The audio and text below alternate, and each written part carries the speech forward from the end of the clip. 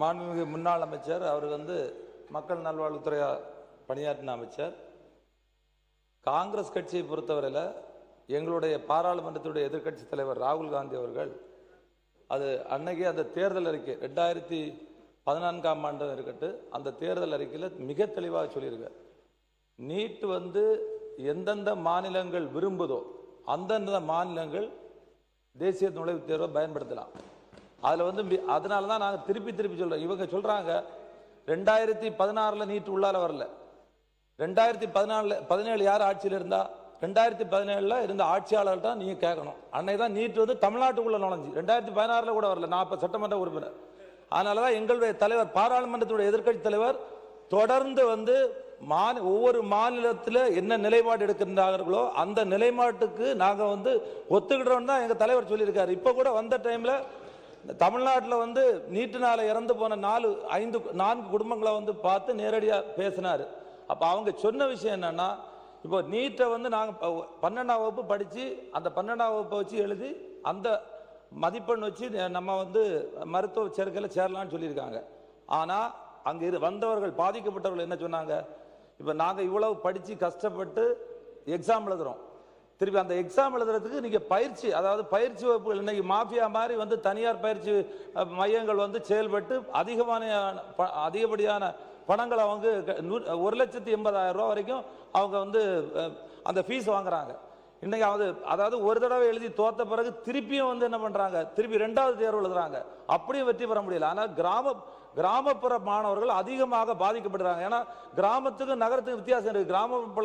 கிராமப்புறத்தில் இருக்கக்கூடிய மாணவர்கள் ஸ்டேட் போர்டு சிலபஸில் படிப்பாங்க, இன்னும் நகர்ப்புறத்தில் இருக்கக்கூடிய சிபிஎஸ்இ சிலபஸில் படிப்பாங்க.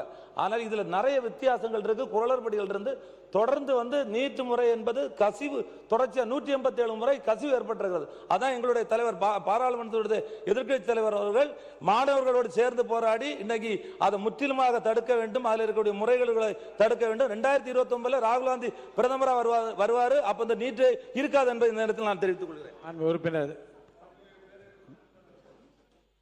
முன்னாள் முதலமைச்சர் மாண்புமிகு பேரவைத் தலைவர்களே, மாண்பு உறுப்பினர் எம்எல்ஏ இருந்தார். அப்போவே உங்களுக்கு தெரியும், இந்த சட்டமன்றத்தில் விவாதம்லாம் நடந்தது. இப்போ அமைச்சராக இருக்கிறீங்க. 2010 டிசம்பர் 21 தான் நோட்டிஃபிகேஷன் விட்டாங்க. அப்போ யாருடைய ஆட்சி? காங்கிரஸ் ஆட்சி தான் இருந்தது. நீ இதை கொண்டு வரல, இந்த பிரச்சனையும் இருந்திருக்காரு. இவ்வளோ போராட்டம் பண்ண வேண்டிய அவசியமே இல்லை, இவ்வளோ விவாதம் தேவையே இல்லை. எத்தனை முறை தீர்மானம் நிறைவேற்றிக்கிறோம்? அதிமுக தீர்மானம் நிறைவேற்றியது, திமுக நிறைவேற்றியது, இப்பொழுது இந்த அரசு நிறைவேற்றிருக்குது. இப்படி எல்லா அரசுகளும் மாறி மாறி வருகின்ற பொழுது ஒரு தீர்மானத்தை கொண்டாந்து நிறைவேற்ற வேண்டிய நிலை ஏற்படக்கூடிய சூழ்நிலை ஏற்படுத்தியது மத்தியில் இருந்த காங்கிரஸ் ஆட்சி. ஏன்னா அப்பவே இந்த மக்களுடைய பிரச்சனை, மாணவர்களுடைய உணர்வை புரிஞ்சிருக்கணும்ல, மாணவர்கள் கஷ்டப்படுவாங்கன்னு உங்களுக்கு தெரியும்ல. கொண்டு வந்த பிறகு ஒவ்வொரு அரசும் போராடி தான் இந்த பிரச்சனை நம்ம உருவாக்கிட்டு இருக்கிறோம். அது மட்டும் இல்லை, உச்ச நீதிமன்றம் அளித்த தீர்ப்பு நம்ம முரணா நடக்க முடியாது. அதிமுக ஆட்சிக்கின்ற உச்ச நீதிமன்ற தீர்ப்பு அளிக்கப்பட்டது. அப்ப யார் இந்த நீட்டுக்கு ஆதரவா வாதாடினார் என்று நாட்டு மக்கள் அனைவருக்கும் தெரியும். அந்த தீர்ப்பு வந்த பிறகு வெளியில நான் யாருடைய பெயரை சொல்லலைங்க, யாருடைய பெயரை சொல்லல, பேசுறாங்க. உச்ச நீதிமன்றம் தீர்ப்பு வழங்கின பிறகு வெளியில நீட்டுக்கு முற்றுப்புள்ளி வைக்கப்பட்டது என்று ஒரு வழக்கறிஞர் சொன்னார். அது எந்த கட்சியுடைய மூத்த அமைச்சராக இருந்தார், அவருடைய மனைவி சொன்னாங்க. இப்படி நீட்ல வரலாறு இருக்குது. அதிமுக நீட்டை அறவாக தமிழகத்தில் விலக்களிக்க வேண்டும், நீட்டுக்கு முழு விலக்களிக்க வேண்டும் என்பதுதான் அதிமுக கொள்கை. அதுதான் நிலைப்பாடு. அதற்காக உண்டான முயற்சி நாங்கள் எடுத்தோம். பேரவைத் தலைவர்களே, ஒரு சந்தேகம். மாண்புமிகு வருவாய்த்துறை அமைச்சர் இப்போ சொன்னார், நாங்கள் 100 நாளில் 63,000 பேருக்கு சமூக நலத்திட்டங்கள் கொடுத்துருக்கோம் சொன்னாங்க. இவங்க ஆட்சி பொறுப்பேற்று ஒரு மாதத்தில் அதிகாரிகளாக மாற்றி எல்லா டிபார்ட்மெண்ட் அதிகாரிலாம் மாற்றி விட்டு எப்படி இவங்க 63,000 பேருக்கு நாங்கள் சமூக நலத்திட்டம் கொடுத்துருக்கோம் என்று ஒரு சந்தேகம் தான். அது எப்படின்னு தெரியல. ஏன்னா 63,000 பேருக்கு அப்ளிகேஷன் வாங்கணும், அது ப்ராசஸ் பண்ணணும், அதை வெரிஃபை பண்ணணும், எல்லாத்தையும் வெரிஃபை பண்ணி செஞ்சு சமூக நலத்திட்டம் கொடுத்தாங்களா? ஆக நாங்கள் செஞ்சு வச்சதை நீங்கள் சொல்கிறீங்களா? அங்கே சந்தேகம் தான். மாண்புமிகு அவை முன்னோர். மாண்பு பேரவைத் தலைவர்களே, சமூக நலத்திட்டத்தின் மூலமாக நாம் ஒதுக்கப்படுகிற நிதி 60,000. ஆனால் நாங்கள் 3 மாதத்தில் இது வேகப்படுத்தி இருக்கிறோம், அதை தெரிந்து கொள்ள வேண்டும். 15 இல்லை, நீங்கள் சும்மா நீங்கள் எதோ எனக்கு நாங்கள் பதில் சொல்கிற கொடுங்க, நீங்கள் இது பாருங்க சொல்கிறதுக்கு விடுங்க ப்ளீஸ். 3 மாத காலத்தில் எப்படி செயல்படுத்த வேண்டும் என்பதற்கு காரணம், வருகின்ற மனுக்களை 15 நாட்கள் முடிக்கப்பட வேண்டும் என்றுதான் நம்முடைய முதலமைச்சர்கள் ஆணையிட்டு இருக்கிறார்கள். அதன் அடிப்படையிலே வட்டங்கள் அளவில் உங்களுக்கு தெரியாத ஒன்றல்ல, அனைத்து வட்டங்கள் இது வேகப்படுத்தி இருக்கிறது. அதன் மூலமாகத்தான் இந்த பட்டாக்கள் வழங்கப்பட்டிருக்கிறது. இந்த புள்ளிவிவரம் தவறாக இருந்தால் நீங்கள் சுட்டி காட்டலாம். மாண்பு உறுப்பினர் தலவாய் சுந்தரம். மாண்பு உறுப்பினர் தலவாய் சுந்தரம் உட்காருங்க, நீங்கள் உட்காருங்க. மாண்பு உறுப்பினர் தலவாய் சுந்தரம் பேசுங்க. மாண்பு பேரவைத் தலைவர்களே, மாண்பு வருவாய்த்துறை அமைச்சர்களுக்கு ஒரு இன்ஃபர்மேஷன். 2017 1020 கோடி ரூபாய் இருந்ததை மாண்பு புரட்சித் தலைவி அம்மா அவர்கள் 4622 ரூபா கொடுத்துருக்காங்க. ஆக அந்த 4 ஆண்டு காலத்தில் அதனுடைய ஏற்றம் என்பதை நீங்கள் பார்த்துக்கணும். நான் ஏற்கனவே முதலே சொல்லிட்டேன், வருவாய்த்துறை பேசும் பொழுது பேக்லாக் மட்டும் கிட்டத்தட்ட 25 லட்சம் இருக்கு. தயவு செய்து அந்த பேக்லாக்கை முதல்ல ரெக்டிஃபை பண்ண பாருங்க.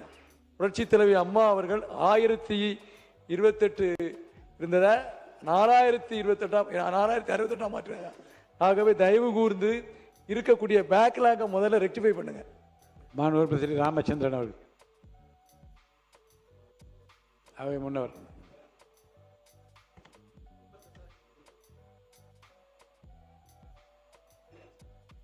தமிழ்நாட்டுடைய நிலை என்ன? திருப்பி கேளுங்க, திருப்பி கேளுங்க. சூப்பர் ஸ்பெஷாலிட்டி மருத்துவ படிப்புகளுக்கான நுழைவுத் தேர்வில் ஒன்றிய அரசாங்கம் நெஸ்ட்டை கொண்டு வந்திருக்காங்க. இதை குறித்து தமிழ்நாட்டுடைய நிலைப்பாடு என்ன என்பதை அறிய விரும்புகிற அமைச்சர் இடத்துல. மாண்பு மக்கள் நல்வாழ்வுத்துறை அமைச்சர் அவர்கள். மாண்புமிகு பேரவைத் தலைவர் அவர்களே, மருத்துவ இடங்கள் அது இளநிலை படிப்பாகட்டும், போஸ்ட் கிராஜுவேஷன் ஆகட்டும், சூப்பர் ஸ்பெஷாலிட்டி படிப்புகளாகட்டும், இந்த ஒன்றிய அரசு 50 விழுக்காடு இடங்களை அந்தந்த மாநிலங்களுக்கு இதுவரை நம்ம கொடுத்துக்கிட்டு இருக்கோம். மாநில உரிமை சார்ந்த பிரச்சனை இது. நம் தொடர்ந்து இந்த அரசோட நிலைப்பாடு என்னவென்றால், மாநிலங்களுக்கு ஒதுக்கப்பட்ட இடங்களுக்கு மாநிலங்களே அந்த இடங்களை ஃபில்அப் பண்ண வேண்டும் என்பதுதான் இந்த அரசின் இந்த உறுதியான ஸ்டாண்ட். அதனால் தொடர்ந்து இந்த நிலையிலே இருப்போம் என்பதை நான் கூறிக்கொள்ள விரும்புகிறேன்.